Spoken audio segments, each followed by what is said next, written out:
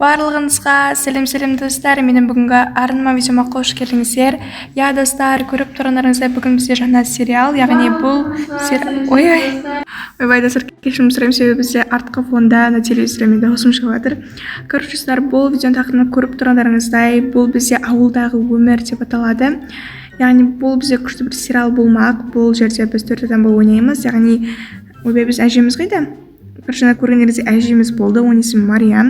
Кейін оның қызы Ұлжан, екеуі бірге тұрады. Ал біз қаладан келген Зарина, Инабат деген қыздарымыз. Яғни мен Зарина үлкен қыздың рөлін сомдаймын, ал Инабат Медина, яғни кішкентай қыздың рөлін сомдайды.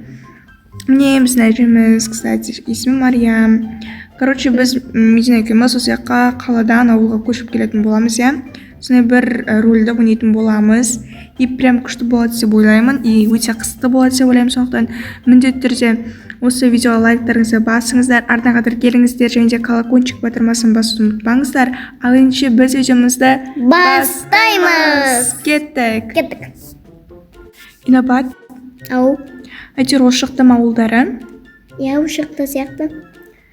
Так, қателеспесем, тугес осы үйді көрсетіп тұр. Осы үй ғой. Осы үй сияқты, жарайды, тез мына жақта вороталар жоқ па, немене біле?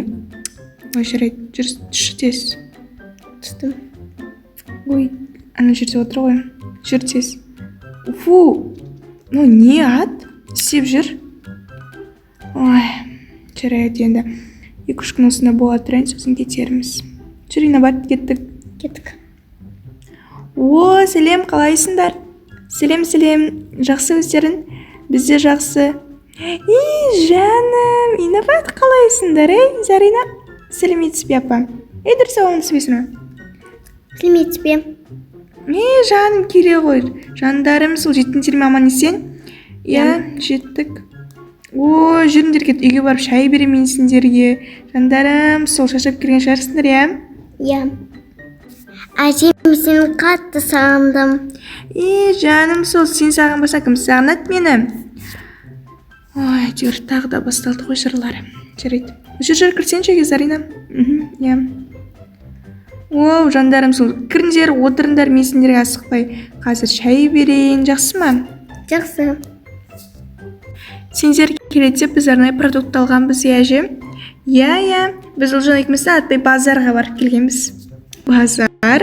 Не болды? Ана сары базарға барып келгенбіз. Ішінде бәрі бар әйтеуір. Ішінде орамал алғанбыз. Сендерге де бір одеял бірнәрсе алғанбыз. Жоқ, керек емес, рахмет. Ой, Инабатқа да күш нәрселер алғам. Инабат? Кеп жер ішіңдер? Рахмет. Негізі маған ет жеуге болмайды. Еттен аллергиям бар. Басқа салат деген нәрселер жоқ па? Қой, басқа не болу мүмкін?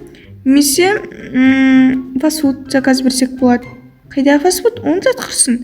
Қазір кешке асықпаңдар, кетіп қалмаңдар. Ет пісіремін, бешбір мақ жейміз, ма? Әже, мен сізден бешбармазды сағындым. Жаным, Инабатым менің, сен болмасаң? Соны айтам, Инабат күнде келгенде тер біздің бешбармамызды, сорпамызды барлығын жеп кетеді ғой. Оған нәрсе болды. Ой, оны қойыңыздар, сіздердің үйлеріңізде Wi-Fi бар ма өзі? Әйтпесе, жол бойы мен мобильнем бітіп қалды, не көремді білмедім. Енді Wi-Fi қосып құрбылармен хабарласуым керек. Бар ма? Ой, қызым, қайдағы Wi-Fi? Бізде Wi-Fi түгілдім, телефон да жоқ ұстайтын. Қатырасын ау сенде. Оның үстіне бізде, міне, жасым 60-ға келді ме, 60 жыл болды ғой, ешқандай Wi-Fi дым жоқ, өмір сүріп жатырық. Ужас, не өмір өзі? Ешқандай нәрсе жоқ қой, скучно. Деп тұрсын, Инабат, жүр кеттік, көрейік енді, не бар екен. Қыздар, бері келіңдерші. Не болды? Мына жерде тұрған жүгерілерді бірәселер теріп алыңдар, ма? Білмеймін, Инабат тереді ғой өзі. Мен термеймін. Инабат, Ұлжан бірәселер қарап жүре бере ма? Арнайы саған еккен гүлдерім, қазір жақта заттары бар, тағы да қарайсыңдар ғой. Айнан бәрін суды алып тазалап жіберу керек. Ал кім істейді? Мына жақта аттында кейбір тезектерін жинап алу керек еді. Әже, не істейміз?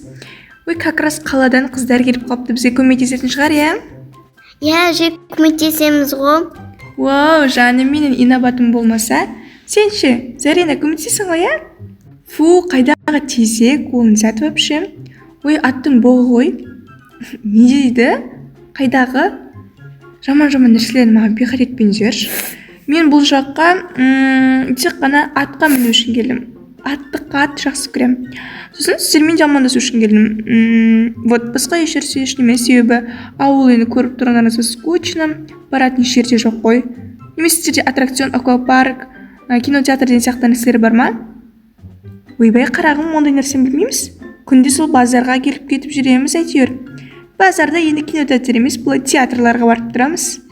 Ана жақта кіші өтіне барған театрымыз, иә Ұлжан? Иә, күшті қойылымдар қойды, артистер келді ғой, иә? Иә, оны сені арыстандар. Уф, айтатын әңгімелер жетеді екен ғой. Фу, мен яқтан яқып тұрмын, қойсас. Мен лучше ат теуіп келетін шығарым. Инабат, сен барасың ба? Жоқ, мен әжемен көмектесем. Ой, жарайды, өзім білші. Осы жаққа тек қана сен келген сияқтысың, әжеңге келу үшін. Так, бірақ қараңғыда шыға алмайтын сияқтымын, сол секілді. Сол себепті таңертең тұрғанда шығарым. Сіздер немене түнде де тіршілік жасайсыздар ма? Ой, иә, күнде сондай. Біртүрлі екен. Күнде осылай бітпейтін тіршілік әйтеуір, бірақ соның жемісін көріп жатырмыз.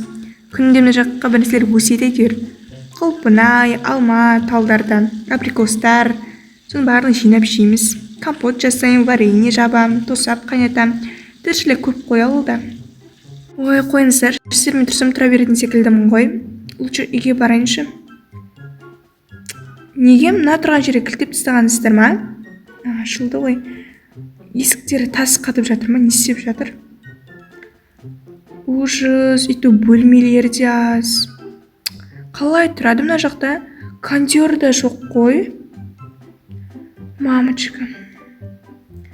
Үшкіне демала тұрмасам. Ой, Зарина қайда кетті? Неге? Ауылдың тіршілігін жасағысы келмей ме? Я, оған ауыл ұнамайды. Не үшін? Ауыл деген күшті емес пе? Күшті бауырсақтар, қымыз көже ішесің. Осы тіршілікті жасап тұрасың, зато көп пайда табасың. Білмеймін, сасық дейді ол. Инабат, бірақ сен өзің кішкентай болсын, осы тірліктерді істеген жақсы көресің, иә? Иә. Күшті. Өскенде әжемнің қызымын деп айтып жүресің ғой. Дұрыс солай болу керек қой. Мысалы, мен де қазір әжемнің қызымын. Әжем маған барлығын алып береді. Ал Зарина болса керісінше, городская, қаланың қызымын деп жүр ғой. Жақсы өзі біледі ғой. Қыздарым болды, не сөйлеп кеттіңдер? Үйге керек, шаршаған шығарсыңдар, ұйықтайық. Әпке, ұйықтап жатсыз ба? Фу, Инабат, кетші бар, үстін мал сасымай. Не? Хоть жұмып келмейсің бе? Қойыншы, тазалап келдім ой. Қойшы, сонда да сасып тұрсын, баршы, бүгін мен қасыма жатпайсың, мына жерге өзім жатамын. Уф, кетіңізші бар.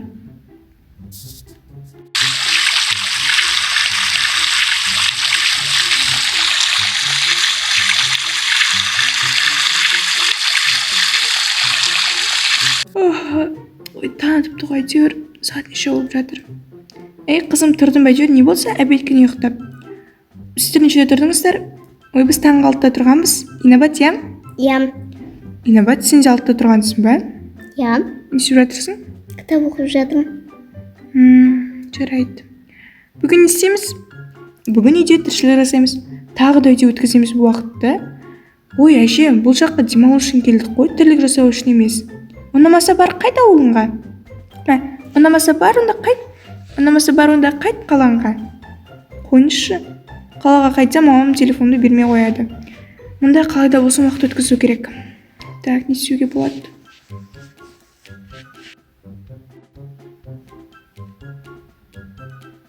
Ой, бұлардың ауылдары да бір қызықсыз. Не бір қыдыратын жер де жоқ, демалатын орын да жоқ. Енді не істеймін, қалай қалаға қайтам? Бірақ ол жаққа қайтсам бәрібір не өзгереді? Маған телефонымды бермейді. Сесен болады екен, Жинайды, Зарина. Қойыңызшы, әже, қайдағы жинаған? Мына жақта Ұлжан Инабаттар жүрген жоқ па, өздері жинасын. Сонда не сен осылардың жинағанын қарап тұру үшін келдің бе ауылға? Мен ауылға демалу үшін келдім, мен тіршілік жасау үшін келген жоқпын ғой. Болды, Ұлжан мен Инабат шаршады, енді сенің кезегің. Инабат таста. Жақсы. Болды, бар, Ұлжанның қасына жат демал. Енді екеуі ұйықтайды, сен жена. Әйтпесе, қалаңға да бармайсың, не телефонында болмайды. Ой, әже, қойыңызшы. Мен саған айтып тұрмын ғой, Зарина. Осылардың барлығын жинасаң, ауылың қалаңға қайтасың. Одан кейін телефонда барлығы болады. Болды, мамамен өзін сөйлесем. Шынымен бе? Иә, мен қашан өтірік айтыппын. Қолыңға трәпкін ұста, бар кет, болдың бәрін жуып шық. Қазір оны киімді ауыстырып алайын. Достар, осымен біздің бірінші сериямыз аяқталды. Ал екінші серияны көргілеріңіз келсе, міндетті түрде осы видеоны примерно 50 лайкқа жеткізіп тастаңыздар және 5000 оқырманға және 5000 просмотрға жеткізіңіздер. Одан кейін мен арнам тезірек дамып кетсе, мен одан әрі көп видеолар шығаратын боламын. Ал осы екінші сериясында мен қалай үй тазалаймын, қалай Зарина городская болып ауылда өмір сүреді, соның барлығын толығымен көретін боласыздар.